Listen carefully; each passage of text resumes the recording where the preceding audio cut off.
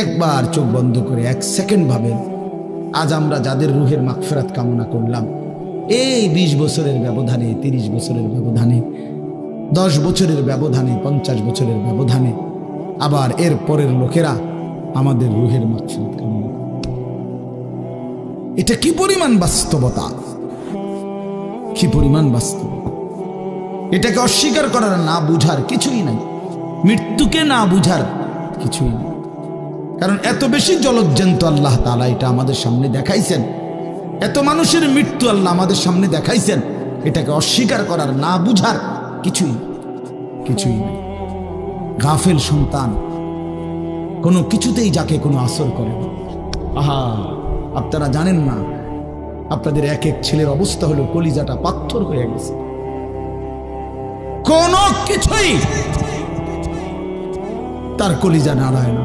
এত শক্ত জানোয়ার যে খোদার 365 দিনে কোনো দিন ফজরের নামাজ পড়ে না, একদিনও না। মানুষের বাচ্চা এত বড় জানোয়ার হয় কেন? আরে তুই কোন মানুষের বাচ্চা? তুই কোন মার দুধ খাইলি? নাফরমান! কেমনে মানুষ হইল? কি ধরনের মানুষ? একদিনও নামাজ পড়ে? ছি ছি ছি ছি ছি! মুসলমানের বাচ্চা এত বড় জানোয়ার হয় কেমনে? কোনদিন নামাজ পড়ে না, 6 মাসে 9 মাসে কোনদিন বলতে পারবে না নাফরমান কোনদিন 5 ওয়াক্ত নামাজ পড়ছে কিনা। হায় হায়, এত বড় অসভ্য! মায়ের সন্তান হয় কেমনে? বাবার সন্তান হয় কেমনে? চিন্তা করো, কোনো কিছুই ছেলে পেলেদের হালাত হলে এই পরিমাণ লাগাম ছাড়া। কিসের মা, কিসের বাবা, কে তার মা, কে তার বাপ, কে কি তার ধর্ম, তার আল্লাহ কে, তার রসুল কে, তারে বানাইছে কে, আসছে কোত্থেকে, কেন আসছে, কি করতেছে, কি করছে, কিচ্ছুর খবর, কিচ্ছুর খবর। আসে, হাঁটে, বুট খায়, বন খায়, মোবাইল টিপে, খারাইয়া মতে, বইয়া মতে, বন্ধু বান্ধবদের সাথে আড্ডা দেয়, মেয়ের পিছনে ঘোরে, অসভ্য অশ্লীল কথাবার্তা বলে। এটা কি এটা জিন্দিগি হলো? ভেবে দেখেন। উফ, কোন সুস্থ স্বাভাবিক মানুষ এমন হয়? বলো ভাইয়া, বলো। রাগ করো না বাপ, কে তোমা করে মনে করাই দিবে? কেউ মনে করায়? হা, বাবা মারও ফিকির শেষ, শুধু টাকা রোজগারের ফিকির। দেশে থাইকা পারো, নইলে বিদেশ গিয়া পারো, কোনো না কোনো ভাবে পয়সা রোজগার করো। টাকা রোজগার করলে মা বাপ খুশি, টাকা রোজগার না করলে না অখুশি, খালাস। এরপরে ইমান আছে কিনা, ইসলাম আছে কিনা, নামাজ আছে কিনা, কোরআন আছে কিনা, আল্লাহ চিনে কিনা, হালাল হারাম কিনা, জায়েজ না জায়েজ না, এত কিছু আমার দরকার।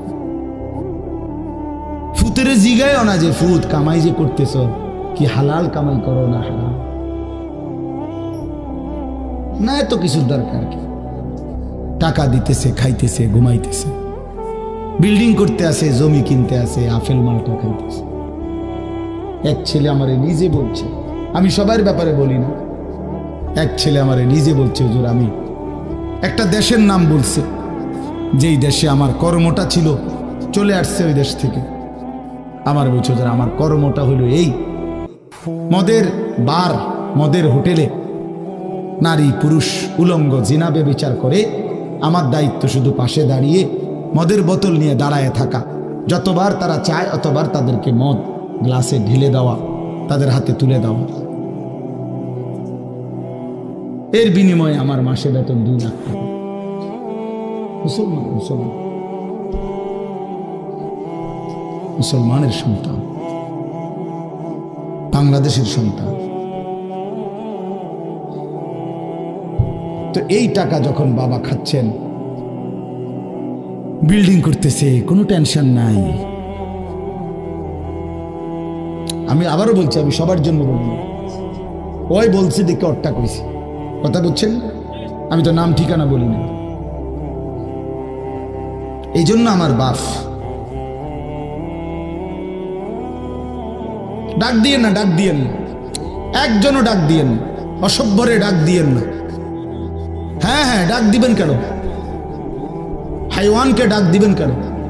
শুনেন, আপনারাই শুনেন, এত এত মানুষ শুনতে হবে না। যদি আমার এই কথা একজনে বুঝেন, আমি মনে করি এতটুকুই আমার লাভ। দুইজন বুঝতে দুইজনই লাভ। আল্লাহ আমাদেরকে তৌফিক দান করে। চলেন, কোরআনুল কারীমের এই সূরাটি 99 নম্বর সূরা। 114টি সূরা কোরআন শরীফে, তন্মধ্যে এটা হলো 99 নম্বর, 30 নম্বর পারা। পুরা কোরআনুল কারীমের মধ্যে মোট 30 পারা। এই মোট 30 পারার মধ্যে এটা হলো 30 নম্বর পারার সূরা, 99 সূরা নম্বর। সূরাটির নাম হচ্ছে জিলজাল, সূরায়ে জিলজাল। জিলজাল শব্দের অর্থ বা জালজালা, জিলজাল একই শব্দ, দুই রকম ব্যবহার। অর্থ হলো ভূমিকম্প। জিলজাল শব্দের অর্থ কি বলেন? ভূমিকম্প। ভূমিকম্প, এই যে জমিন কাঁপে, ভূমিকম্প হয়, এই সূরার অর্থ হলো এইটা। এই ভূমিকম্প বলতে, জিলজাল বলতে আল্লাহ তাআলা কিয়ামতের ভূমিকম্প বুঝাইছে। পৃথিবীতে এমনিতে প্রতিনিয়ত মাঝে মধ্যে বিভিন্ন এলাকা ভেদে, অঞ্চল ভেদে ভূমিকম্প হয়। হ্যাঁ, আধা মিনিট, 30 সেকেন্ড, 40 সেকেন্ড, 50 সেকেন্ড, কিংবা তার চাইতে সামান্য কম বেশি এরকম সময় ভূমিকম্প হয়। এতেই বহু ক্ষয়ক্ষতি হয়। যখনই যেখানে কোথাও ভূমিকম্প হয়, তো সেখানে অনেক ক্ষয়ক্ষতি হয়, ঘর বাড়ি বিভিন্ন কিছুর অনেক ক্ষতিগ্রস্ত হয়। কিন্তু আল্লাহ তাআলা বলেন একটি চূড়ান্ত ভূমিকম্প আছে, যেই ভূমিকম্পটা যখন হবে তখন একসাথে আল্লাহর সৃষ্টি পুরাটা জমিন একসাথে ভূমিকম্প, এবং সেটা কতক্ষণ থাকবে সেটা আল্লাহই জানে, সেটা আল্লাহই জানে। এরকম ভূমিকম্প হবে, আর সেই ভূমিকম্পটা হলো কিয়ামতের ভূমিকম্প। অর্থাৎ এই পৃথিবী ধ্বংস করার জন্য আল্লাহ তাআলা তার গোটা সৃষ্টি জগৎকে মউত দিবেন। মৃত্যু দুই রকমের, একটা হলো ব্যক্তিগত পৃথক একক মৃত্যু, আর একটা হলো গোটা আলমের মৃত্যু। সবার যখন পৃথক মৃত্যু হয় তো এটারে বলে মউত, আর গোটা পৃথিবীর যখন আল্লাহর সৃষ্টি সবটার যখন একসাথে মৃত্যু হবে সেটারে কয় কিয়ামত। সেটাই কিয়ামত, ওইটাও একটা মৃত্যু। আসমানের মউত হবে, জমিনের মউত হবে, সূর্য চন্দ্র গ্রহ নক্ষত্রের মৃত্যু হবে, অর্থাৎ সব কিছু শেষ হবে। তো এই যে কিয়ামত, এটা আমাদের ঈমানের অংশ, এটা হবেই হবে, এটা হবেই হবে। আখিরাত, কিয়ামত, এই পৃথিবী একদিন ধ্বংস হবে, শেষ হবে, এটা কোরআনুল কারীমের অসংখ্য আয়াতে আল্লাহ তাআলা বলছেন, বারবার বলছেন, বারবার, যে বান্দা যত সুন্দরী তোমার কাছে লাগে দুনিয়া, যত আকর্ষণীয় মনে হয় না কেন দুনিয়া, একে তো তুমিও থাকবে না, একে তো দুনিয়া নিজেই থাকবে। দুটোটা মনে রাখবে, না তুমি থাকবে স্থায়ী, না দুনিয়া থাকবে স্থায়ী, কোনোটাই না। তুমিও মৃত্যুবরণ করবা, একদিন দুনিয়ারও মৃত্যু হয়েছে, দুনিয়ারও মৃত্যু হয়েছে। প্রতিটা মানুষকে মরতে হবে, এটা আমরা সবাই জানি। কুল্লু নাফসিন যায়িকাতুল মাউত, সমস্ত আত্মা, সমস্ত প্রাণ, আল্লাহ তাআলা বলেন মৃত্যুর স্বাদ গ্রহণ করুন, মৃত্যুর স্বাদ গ্রহণ করুন। কুল ইন্নাল মাউতাল্লাযী তাফিরুনা মিনহু ফাইন্নাহু মুলাকীকুম। আল্লাহ তাআলা বলেন, হে নবী আপনি বলে দেন, ও দুনিয়াবাসী, মৃত্যু থেকে তোমরা যেখানেই পলায়ন করো না কেন, মৃত্যু তোমাদের সাথে সেখানে গিয়েই নিজেই মোলাকাত করুন, সাক্ষাৎ করুন। তুমি ডাকতে হবে না, মৃত্যু নিজেই আসে, মৃত্যু নিজেই আসে। আইনামা তাকুনু ইউদরিকুমুল মাউতু ওয়ালাউ কুনতুম ফি বুরুজিন মুশাইয়াদা। আল্লাহ বলে, তুমি যদি এমন একটা বিল্ডিং বানাও, ঘর বানাও, যে ঘরটা অনেক উঁচা, যে ঘরটার উপর দিয়া কেউ ভিতরে ঢুকতে পারবে না, যে ঘরটার মধ্যে একটা ছিদ্র নাই, একদম আটকানো, তো এরকম একটা ছিদ্রবিহীন সুউচ্চ ঘরও যদি তুমি বানিয়ে তার ভেতরেও তুমি আশ্রয় নাও, তো ইউদরিকুমুল মাউতু, মৃত্যু তোমার সেখানেই পৌঁছে। তোমার সেখানেই পৌঁছবে। প্রিয় ভাই আমার, বন্ধু আমার, নওজোয়ান সাথীরা আমার, মৃত্যু এক অনিবার্য বাস্তবতা, চিরন্তন বাস্তবতা। এটা গ্রহণ করতেই হবে। হাসলেও মরতে হবে, কাঁদলেও মরতে হবে, সুখেও মরতে হবে, দুঃখেও মরতে হবে। রাজপ্রাসাদ আর অট্টালিকার মানুষটাও মরে যাবে। জীর্ণ কুটিরে যে লোক থাকে, হ্যাঁ, সেই লোকটাকেও মরতে হবে। জীবনে কোনোদিন দুঃখ দেখে নাই যে সেও মরে যাবে, জীবনে কোনোদিন সুখ দেখে নাই যে সেও মরে যাবে, সব মরে যাবে। এটাই সত্য, এটাই বাস্তবতা। অতএব মৃত্যু এক অনিবার্য বাস্তবতা, এটা গ্রহণ করতেই হবে। এটা যদি আমরা মনে রাখি, আমাদের জীবন অনেক সুন্দর হতো, অনেক সুন্দর হতো। রাসূলুল্লাহ সাল্লাল্লাহু আলাইহি ওয়াসাল্লাম বলছেন, আকসিরু যিকরা হাযিমিল লাযযাত ইয়ানি আল মাউত। আল্লাহর নবী বলেন, আমার উম্মত তোমরা বেশি বেশি ওই জিনিসটা স্মরণ করো যে জিনিস তোমাদের সমস্ত স্বাদ, আনন্দ, আহ্লাদ চিরতরে মিটায় দেবে, তোমারে চিরস্তব্ধ করে দেবে।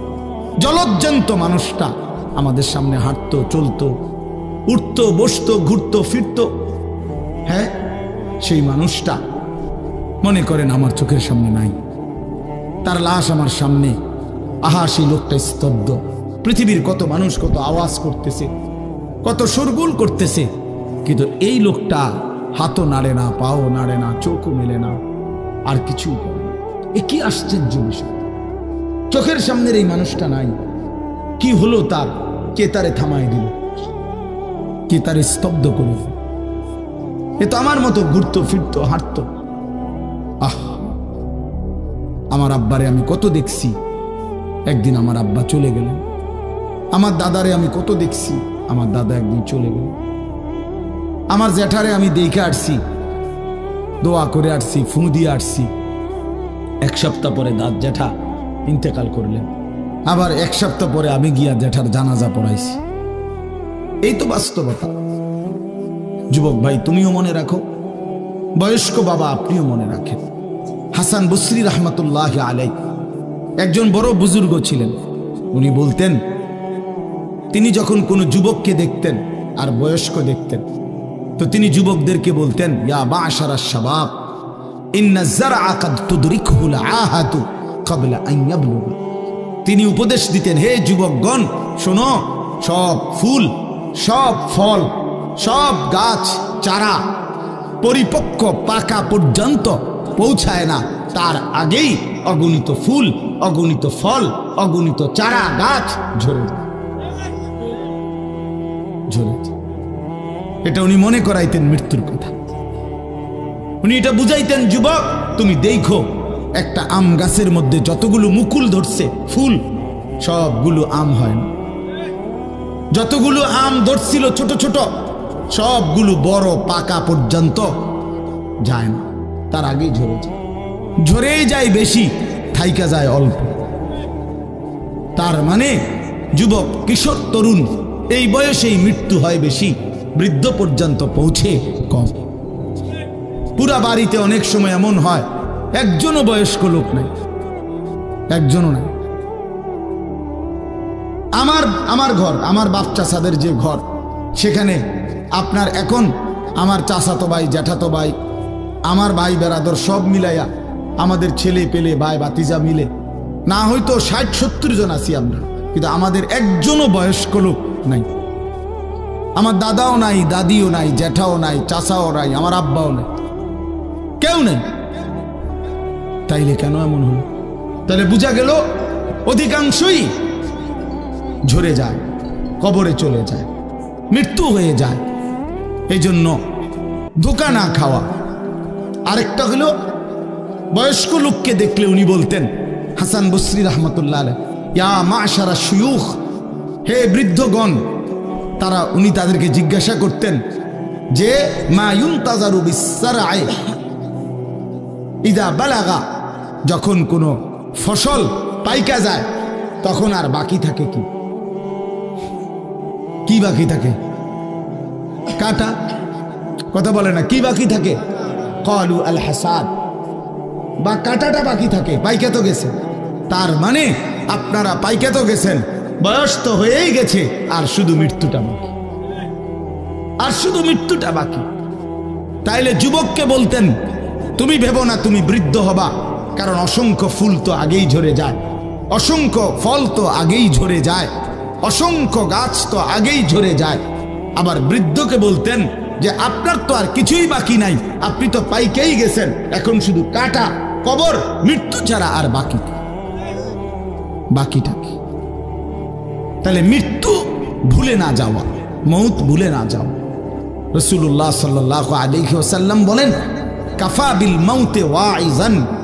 নবীজি বলেন, কোনো মানুষ যদি মৃত্যুর কথা স্মরণ করে, তার ওয়াজের জন্য, নসিহতের জন্য এটাই যথেষ্ট, এটাই যথেষ্ট।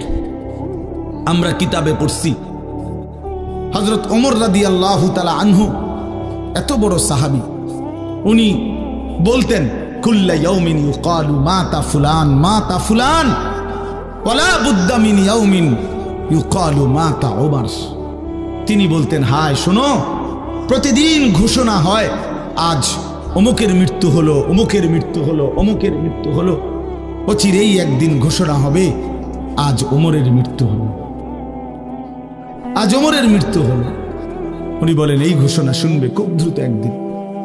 এই জন্য বাপ, এই আমাদের ব্যক্তিগতভাবে প্রতিনিয়ত মৃত্যু হচ্ছে, ঠিক এভাবে আমরা তো মরছি, একদিন এই গোটা আলমের মৃত্যু হবে, একদিন এই গোটা সৃষ্টিটাই আল্লাহ তাআলা গুটায় ফেলবে। আচ্ছা, কি আশ্চর্য কথা, এটা কি অবাক করা।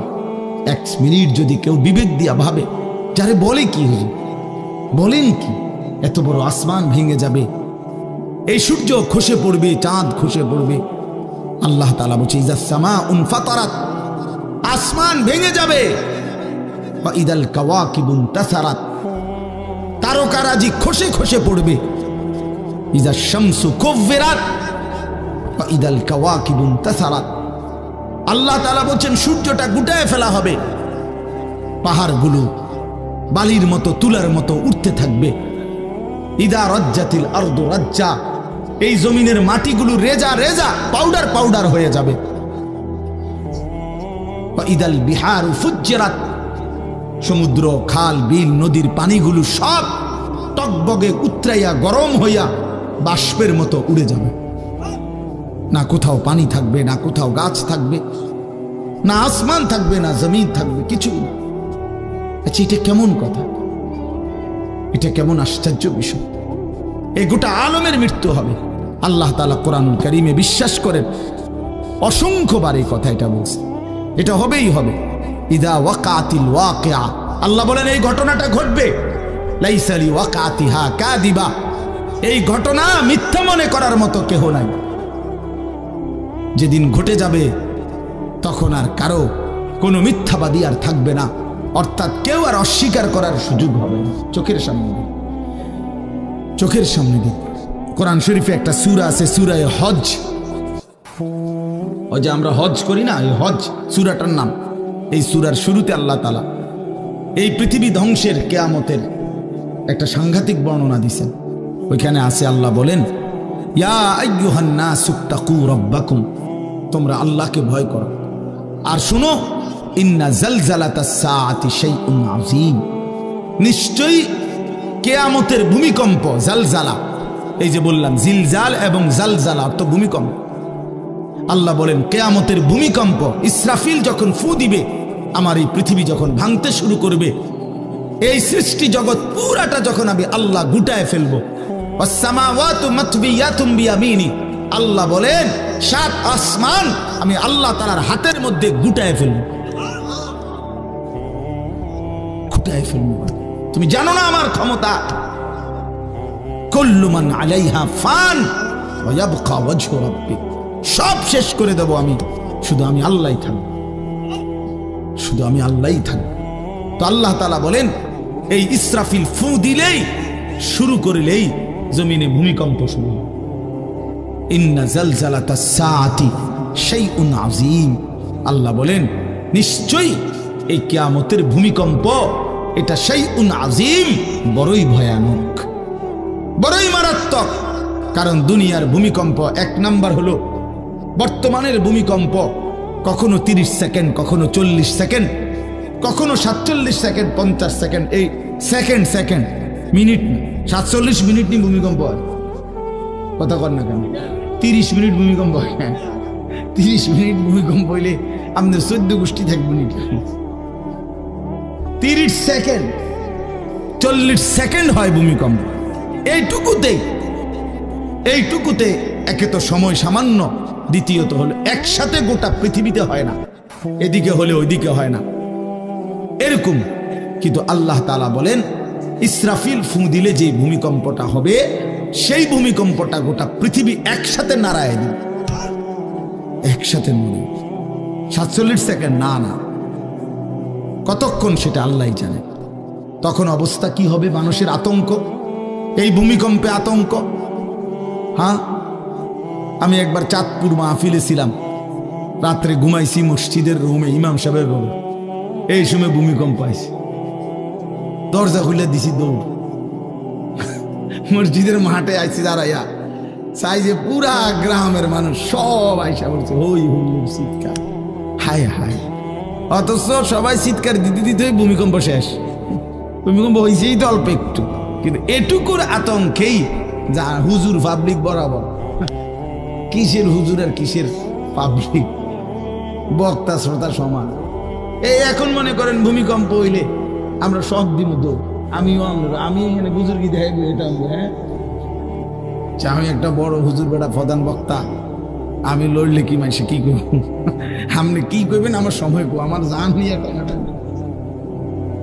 আল্লাহু আকবার। তো এই সামান্য ভূমিকম্প, কিন্তু আল্লাহ তাআলা বলেন ইসরাফিল সিংহা ফু দিলে যে ভূমিকম্প হবে বান্দা, সেটা বড়ই ভয়ানক, সেটা সারা পৃথিবী নড়বে একসাথে। তখন কি হবে? মানুষের আতঙ্ক। ইয়াউমা তারাউনাহা তাযহালু কুল্লু মুরদিআতিন আম্মা আরদাআত। এই 1 নম্বরে আল্লাহ বলেন যে মা তার বাচ্চাটাকে দুধ পান করাইতেছিল, এই কোলের বাচ্চা, দুধের বাচ্চা, আপন মা তার দুধের বাচ্চা ভুলে যাবে, ফেলে দিবে, ছুঁড়ে মারবে, আর মা পাগলের মতো দৌড়ানো শুরু। কোরআন শরীফের আয়াত। ওয়াতাদাউ কুল্লু যাতি হামলিন হামলাহা। এবং আল্লাহ তাআলা বলেন যে মায়ের পেটের বাচ্চা 10 মাস পূর্ণ হয়ে গেছে, আগামী 2 ঘন্টা 5 ঘন্টা পরে বাচ্চাটা এমনিতেই প্রসব হইতো। আল্লাহ তাআলা বলেন ইসরাফিলের ফু দিলে জমিন যখন কাঁপতে শুরু করবে, তো এই গর্ভধারিণী মা, গর্ভবতী নারী পাগলের মতো এভাবে ছুটবে, দৌড়বে, নিজের গর্ভের বাচ্চা নিজেই পড়ে যাবে। ও তারান নাসা সুকারা, আল্লাহ বলেন মাতালের মতো সমস্ত মানুষগুলো ছুটতে থাকবে। ফাইদা বারিকাল বাসার ওয়া খাসাফাল কামার ওয়া জুমিআ আশ-শামসু ওয়াল কামার। আল্লাহ তাআলা বলে চন্দ্র সূর্য আলোহীন হয়ে যাবে, সূর্য চন্দ্র এক হয়ে যাবে। ওয়া জুমিআ আশ-শামসু ওয়াল কামার ইয়াকুলুল ইনসানু ইয়াওমাইদিন আইনাল মাফার। লোকেরা দৌড়বে আর ছুটবে, মানুষ একে অপরকে জিজ্ঞেস করবে ভাইয়া পালাবো কোথায়, দাঁড়াবো কোথায়? কোথাও তো স্থির কোনো জায়গা নাই, কোথায় দাঁড়াবো? আল্লাহ তাআলা বলেন কাল্লা লা ওয়াজার, না বান্দা, সেদিন আর কোথাও জায়গা মিলবে না। ইলা রাব্বিকা ইয়াওমাইদিনিল মুস্তাকার, আজকে শুধুই কেবল তোমার আল্লাহর কাছেই আশ্রয় ঠিকানা। এভাবে বহু আয়াত কোরআনুল কারীমের মধ্যে আল্লাহ তাআলা বর্ণনা করছেন। আমার ভাই, তো এই ইসরাফিলের ফু দিলে গোটা আলমের মৃত্যু হবে, ভূমিকম্প শুরু হবে। তো এই ভূমিকম্প কেন হবে? এই কাঁপতে কাঁপতে সমস্ত কিছু ভাঙ্গা একসাথে, এই সব কিছু আল্লাহর সৃষ্টি, সমস্ত কিছুই জমিনের তলদেশে চলে যাবে। জমিন তখন খালি ফাঁকা, জমিনে তখন কিচ্ছু নাই, কিচ্ছু, একটা সুতা মাটির উপরে থাকবে।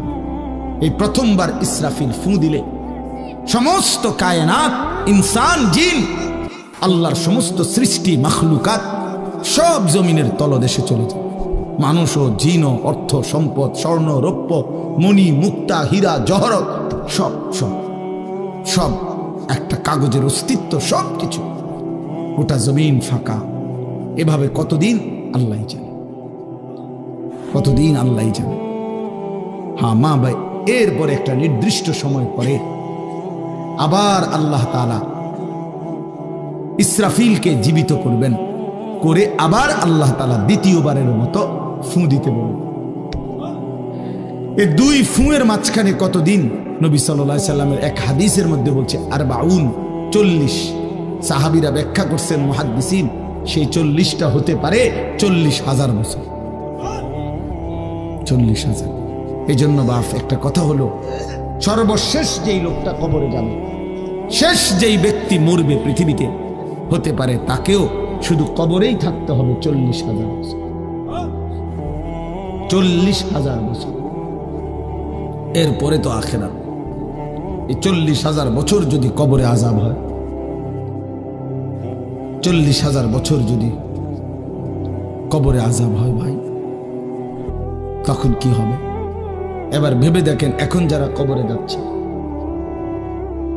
হ্যাঁ, নূহ আলাইহিস সালামের জামানায় যারা মারা গেছে, ইব্রাহিম আলাইহিস সালামের জামানায় যারা মারা গেছে, নবীজি সাল্লাল্লাহু আলাইহি সাল্লাম তো 1,500 বছর আগে ইন্তেকাল করছেন, 1450 বছর আগে। তো ওই সময়ে যারা মারা গেছে তারা কবরে পড়ে আছে আজকে 1,500 বছর, 1,500 বছর, 1500 বছর।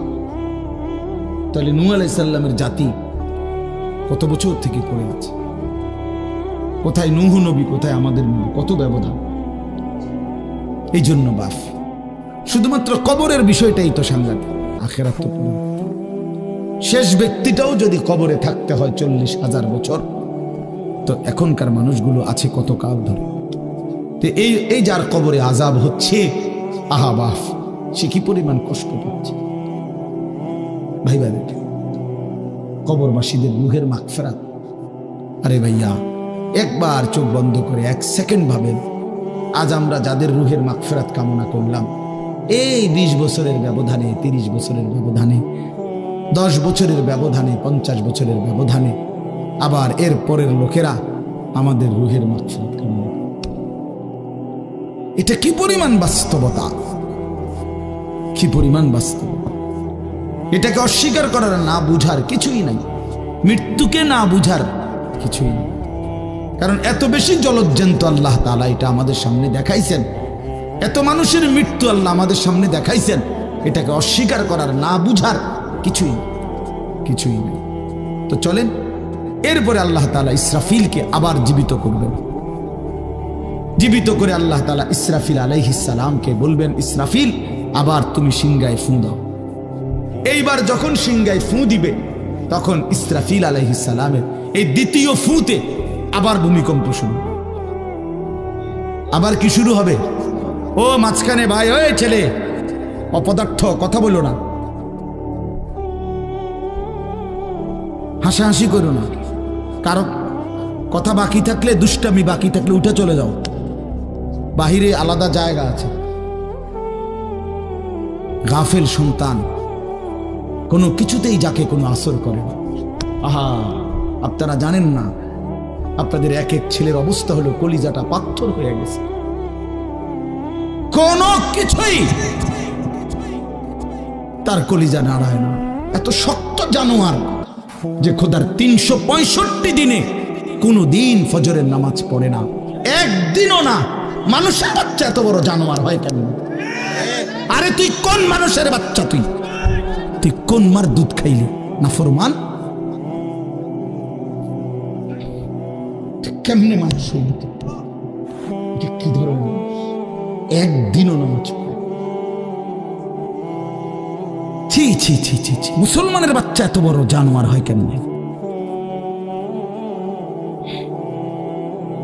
কোনদিন নামাজ পড়ে না, 6 মাসে 9 মাসে কোনদিন বলতে পারবে না নাফরমান কোনদিন 5 ওয়াক্ত নামাজ পড়ছে কিনা। হায় হায়, এত বড় অসভ্য!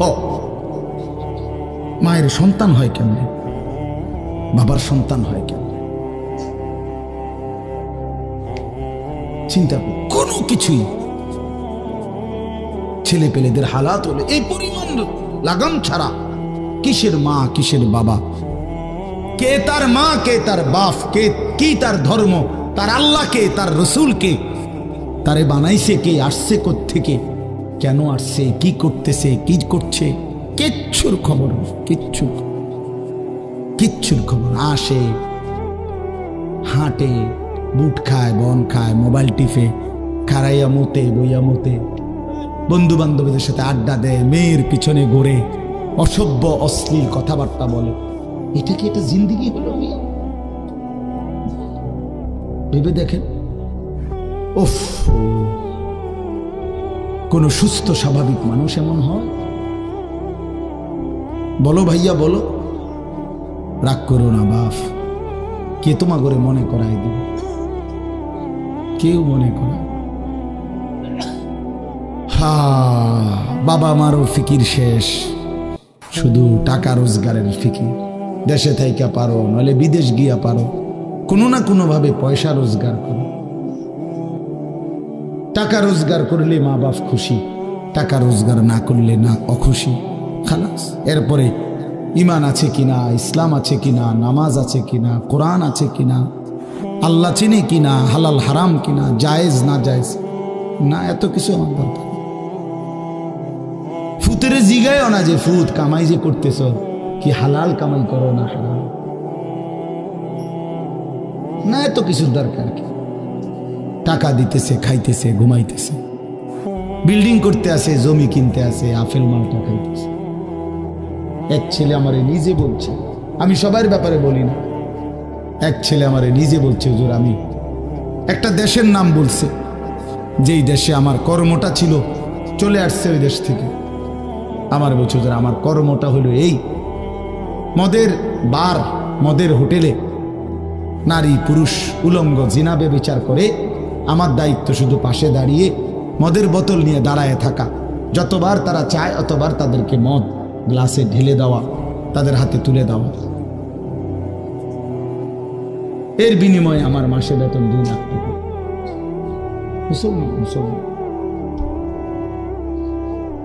মুসলমানের সন্তান, বাংলাদেশের সন্তান। তো এই টাকা যখন বাবা খাচ্ছেন, বিল্ডিং করতেছে, কোনো টেনশন নাই।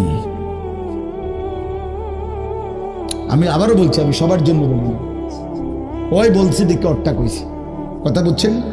আমি তো নাম ঠিকানা বলি না। এই জন্য আমার বাপ, ডাক দিয়েন না, ডাক দিয়েন না, একজনও ডাক দিয়েন না, অসভ্যরে ডাক দিয়েন না।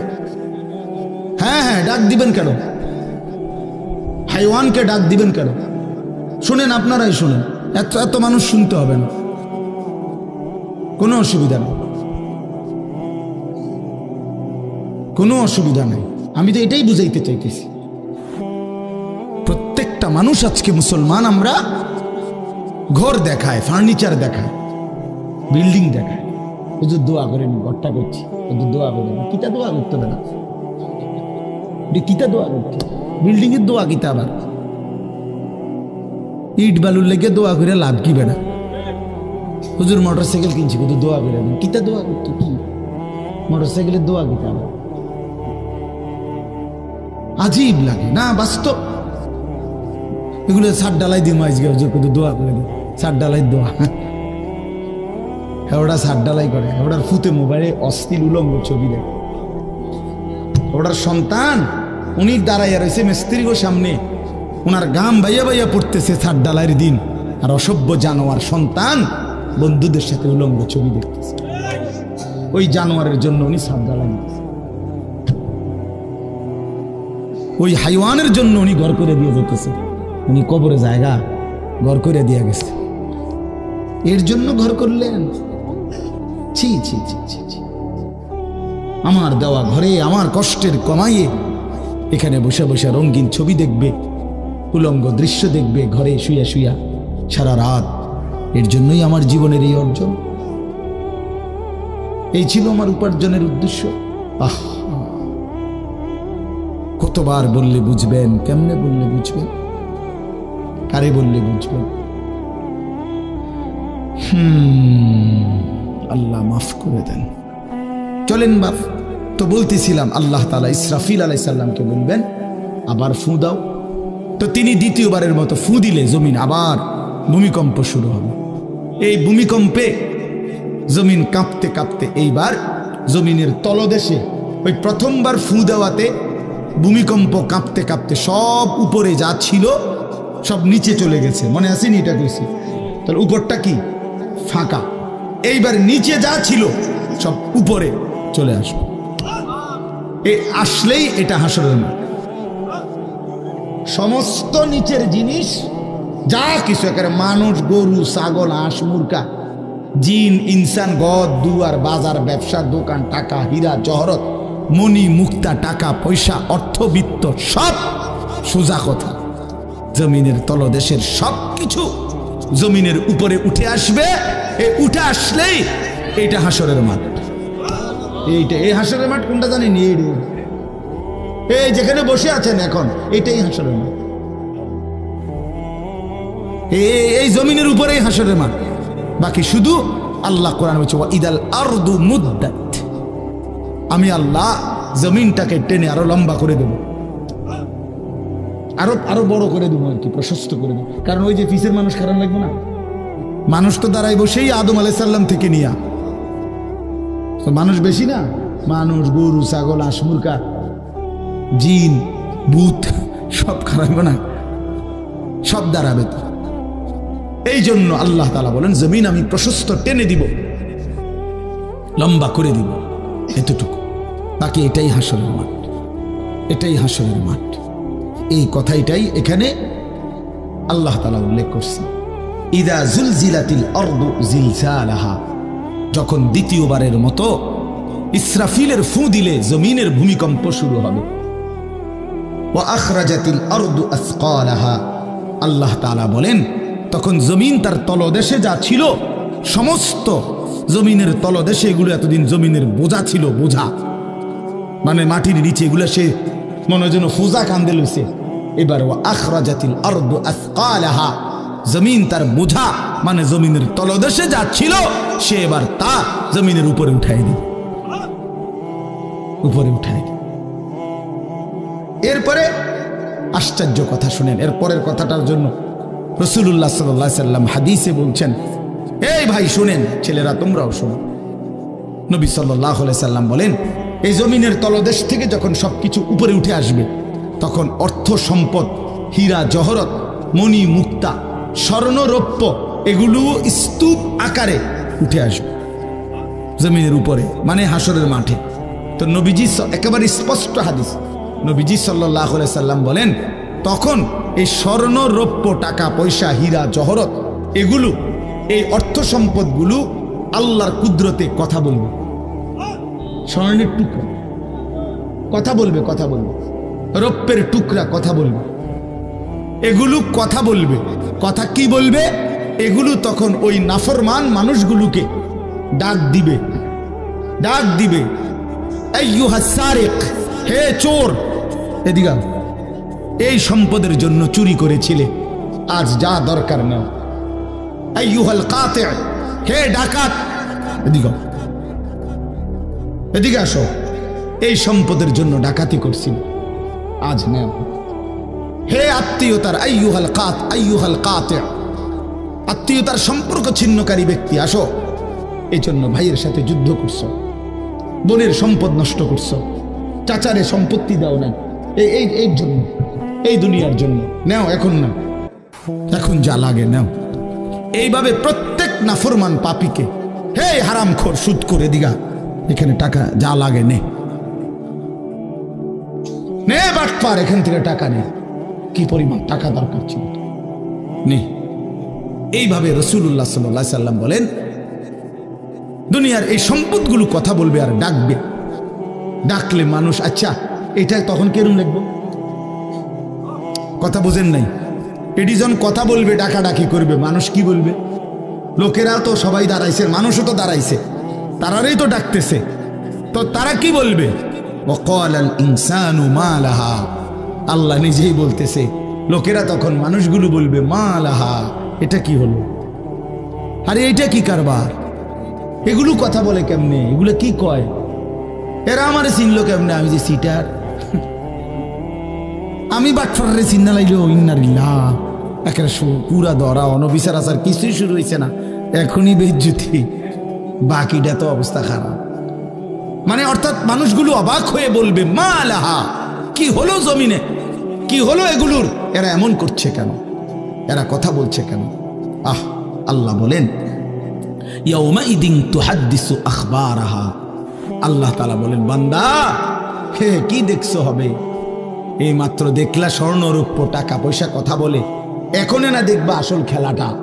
ইয়াউমাইদিন তুহাদ্দিসু আখবারাহা, আল্লাহ বলেন এখন দেখবা সরাসরি এই হাসরের মাঠে তোমার সামনে তোমার পায়ের নিচের জমিন তোমার পুরা জিন্দেগীর কথা, তোমার যত তথ্য ভালো কিংবা মন্দ, নেক কিংবা গুনাহ, তোমার সমস্ত কিছু রাতের কিংবা দিনের, একাকী কিংবা প্রকাশ্যের, গোপন কিংবা আড়ালের, আল্লাহর কসম জমিন সবটা এখন তোমার সামনে বলে দিবে। ইয়াউমাইদিন তুহাদ্দিসু আখবারাহা, রব্বুল আলামিন বলেন জমিন সবটা কথা বলে দিবে, ভালোটাও মন্দটাও, আলোটাও অন্ধকারটাও, একাকীও অন্ধকারেও, প্রকাশ্যেও, সবার মাঝেও সব বলে দিবে। রাতের চুরি বলে দিবে, রাতের তাহাজ্জুদ তাও বলে দিবে, মদের আড্ডার কথাও বলে দিবে, জুয়ার আড্ডার কথাও বলে দিবে। সারা রাত যুবক উলঙ্গ ছবি দেখেছ, আল্লাহর কসম সেটাও বলবে। যে যুবক মালিকের সেজদা দিয়েছে সেটাও বলবে। তাহাজ্জুদ শোনাবে, আবার সবার সাথে যে জামাতে নামাজ পড়েছে এটাও বলবে, সব কিছু বলে দিবে। আল্লাহ বলেন যদি মানুষ ভাবতে চাও জমিন কিভাবে কথা বলে, স্বর্ণরৌপ্য কিভাবে কথা বলে, আল্লাহ বলেন বিআন্না রাব্বাকা আওহা লাহা, আল্লাহ তাআলা আদেশ করেছেন বলেই কথা বলে।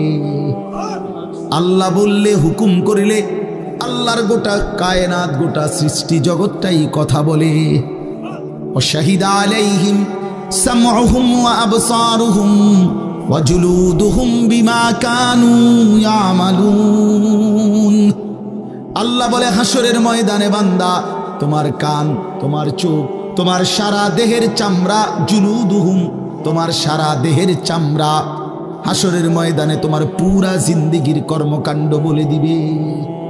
চামড়াগুলো বলবে, চামড়া মানুষের শাহওয়াত চামড়াতে। এই জন্য সমস্ত যৌনতার ঘটনা, অসভ্যতার ঘটনা শরীরের চামড়া বলে দিবে। মানুষের শাহওয়াত চামড়া, কথা বুঝছেন কিনা? হ্যাঁ, চর্মে চামড়ার মধ্যে শাহওয়াত, কামনা, বাসনা, যৌন চাহিদা। এই জন্য যত লোক দেখবেন বিভিন্ন হসপিটালে, যত ডাক্তার চর্মরোগের ডাক্তার, তত লোক যৌন রোগেরও ডাক্তার। হ্যাঁ, চর্ম ও যৌন রোগ বিশেষজ্ঞ, এটা একই বিষয়, একই চ্যাপ্টার। চামড়া মানে আল্লাহ তাআলা বলেন তোমার চামড়া বলে দিবে কত রাত কত দিন নারীর প্রতি অবৈধ আগ্রহ, অস্থিরতার, বেহায়াপনার, অসভ্যতা করেছিলে।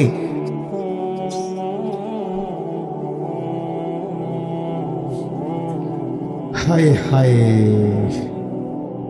বিআন্না রাব্বাকা আওহা লাহা, আল্লাহ বলেন আমি আল্লাহ হুকুম করেছি বলে কথা বলি।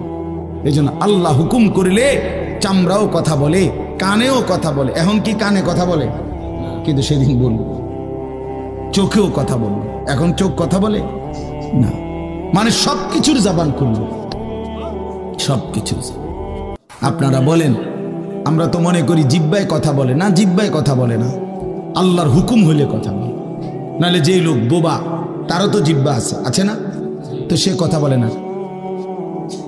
যে লোক কানে শুনে না, তো তার কি আপনার এইভাবে কান বলতে কিছু নাই, তো সে শুনে না কেন, কথা বলেন না কেন? আল্লাহর হুকুম। যার চোখ, যে চোখে দেখেন, এই যে জুয়েল ভাই, আমি মূলত তার মহব্বতেই মাহফিলটা দিছি। তো এই যে দেখে না, তো তার এভাবে তো চোখ আছে, সে দেখে না কেন? আল্লাহ তাআলার হুকুম নাই বলে দেখে, ঠিক কিনা বলেন না কেন? মজার বিষয় হলো রাসূলুল্লাহ সাল্লাল্লাহু আলাইহি সাল্লাম হাদিসে স্পষ্ট বলেছেন, বিশ্বাস করেন, একেবারে বিশুদ্ধ হাদিস। আল্লাহ তাআলা তার দুইটা চোখ নিয়ে গেছে, নবীজি বলছেন সে যদি সবর করে আল্লাহর হুকুমের উপরে চলতে পারে, রাসূলুল্লাহ সাল্লাল্লাহু আলাইহি সাল্লাম বলেন আল্লাহ তাআলা তাকে এই দুইটা চোখ নিয়ে যাওয়ার কারণে, অন্ধ বানানোর কারণে সে যে সবর করলো, আল্লাহ রাসূল বলছেন আল্লাহ তাআলা নিশ্চিত তাকে জান্নাত দান করবে। এই জন্য তুমি ভাই সবর করো। মালিকের এই দুনিয়া দেখতে পারল না তো অপেক্ষা করো, একদিন জান্নাত দেখবা, জান্নাতের হুর দেখবা, তো আরো মজা হবে যে আমি প্রথমেই জান্নাতই দেখলাম, জান্নাতই দেখলাম। যা মালিক দুনিয়া দেখলাম না তোমার, তুমি আমারে জান্নাত দেখাই। আল্লাহ তৌফিক দান করেন। ইয়াউমাইদিন ইয়াসদুরুন নাসু আশতাতান লিয়ুরাউ আমালাহুম, আল্লাহ বলেন তখন দলে দলে ফেরেশতারা মানুষগুলোকে লাইনবদ্ধ সারিবদ্ধ করে দলে দলে বানাবে। লোকেরা পরস্পর, প্রত্যেকটা মানুষকে ফেরেশতারা আলাদা আলাদা গ্রুপ বানিয়ে দেবে হাসরের ময়দানে। তখন প্রত্যেকে এই গ্রুপে গ্রুপে দলে দলে লিয়ুরাউ আমালাহুম, নিজেদের আমল নামা, নিজেদের আমল দেখবার জন্য সামনে এগিয়ে যাবে। অর্থাৎ প্রত্যেককে তার আমল নামা দেখবার জন্য, দেওয়ার জন্য নির্দিষ্ট জায়গায় নিয়ে আসবে। নেওয়ার পরে সেখানে প্রত্যেকের ফাইল, প্রত্যেকের খাতা আমল নামা তার হাতে তুলে দেওয়া হবে। দিলেই সে দেখবে। আল্লাহ বলতেছেন ফামান ইয়ামাল মিসকালা যাররাতিন খায়রান ইয়ারা, এক বিন্দু, এক অণু পরিমাণ, পরমাণু পরিমাণ, সামান্য থেকে সামান্য পরিমাণও নেকি, কল্যাণ, তাও তুমি দেখতে পাবা। ওমান ইয়ামাল মিসকালা যাররাতিন শাররান ইয়ারা, বিন্দু থেকে বিন্দু মন্দ যা করেছিলে তাও তুমি দেখতে পাবে। এক জাররা, মূলত জাররা বলে তাফসীরের মধ্যে লিখছে লা ওয়াজনা লাহু লা জিনাতা লাহা, যেটার কোনো ওজন হয় না, এত সামান্য, এত সামান্য, ওজন নাই, মানে 100 গ্রামও না, 10 গ্রামও না, 1 গ্রামও না, আধা গ্রামও না, এত সামান্য, এটা কোনো ওজন নাই, ওজন নেই, ওজন আসে না আর কি, ওজনে হয় না, এরে বলে জাররা। তাফসীরের মধ্যে লিখছে কোন ব্যক্তি, হযরত আব্দুল্লাহ ইবনে আব্বাস বলেন, কোন ব্যক্তি যদি মাটিতে এমনি হাত মারে, মানে হাত লাগাইয়া আবার উঠাই লাইছে, তখন এই যে বালুগুলো লাগছে, এই বালুর যেগুলো হাত থেকে ঝরে পড়ে কণা, এগুলো তার চাইতে সামান্য এক জাররা।